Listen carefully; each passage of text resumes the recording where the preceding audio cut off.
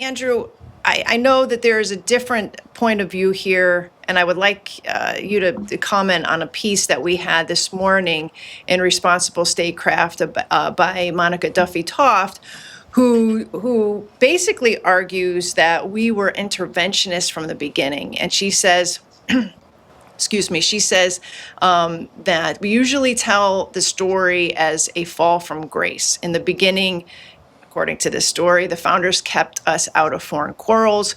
Washington's farewell address counseled against permanent alliances. Then somewhere along the way, we went off the path, traded a republic for an empire, and became the restless armed power the world knows today. It is a comforting story, she says, but it's not true. The United States did not drift into intervention. It was born intervening. And she talks about the expansionism of the early 19th century, the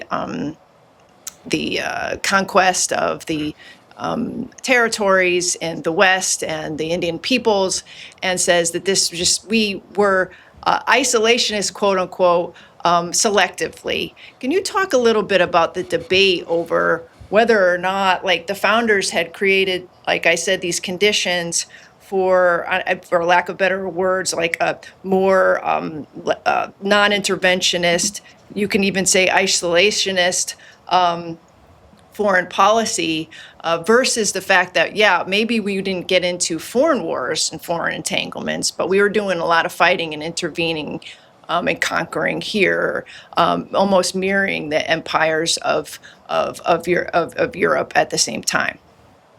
So I haven't read that piece, so I hesitate to comment on it too extensively. I mean, I imagine, there's a lot of truth to it. She's a smart person. I like her work. Obviously, there was this idea of manifest destiny, right? And this kind of vision of America going from sea to shining sea.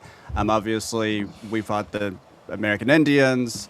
So I don't want to dispute that too much. I mean, what's interesting to me about this conversation about realism and restraint, about republicanism and imperialism, is it's not just a matter of like the geographic extent of our nations or our elites' foreign policy ambitions. It's also a matter of our institutions, right? And the process by which we decide to go to war and how that's managed. And what's interesting about the founders is they all seem to agree, not just George Washington and Thomas Jefferson, who, everyone associates them with this idea of entangling alliances and how we should try to avoid entangling alliances that drag us into a war, and we shouldn't, harbor an undue affection for any foreign country.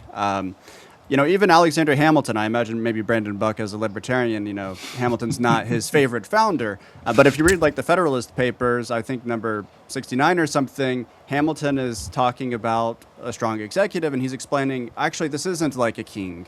Why is it not like a king? Because the president of the United States doesn't have the authority to declare war, right? To raise standing armies and just use them as his own imperial instrument for foreign adventures abroad. That authority to declare war is in the Congress, right? And this was very important to all the founders, and it was like of crucial significance. I mean, they were all concerned about militarism and about how that could destroy our Republican institutions. So that's always been there from the beginning. Obviously, sometimes left-wingers say, like liberals will say this is a nation of immigrants, and left-wingers will say actually it was a nation of settlers, in the beginning. And I think that that's kind of actually right. Like there was this process of settling this country, and I'm sure there's a lot of ugly things that happened, and so I wouldn't want to dispute that too much. But the foreign policy vision of the founders was clearly in favor of our Republican institutions, against militarism, concerned about the effects of militarism on our republic. And I think we've clearly gone off track terribly. I mean, you can locate the pivotal moment maybe at the Spanish-American War when, Spain lost its colonial possessions, and instead of just saying, okay, good, Spain is kind of out of here now, we then expanded and we annexed these territories, or at least most of them that Spain lost. And I think that the story really starts there, from when we deviated from the founders' vision.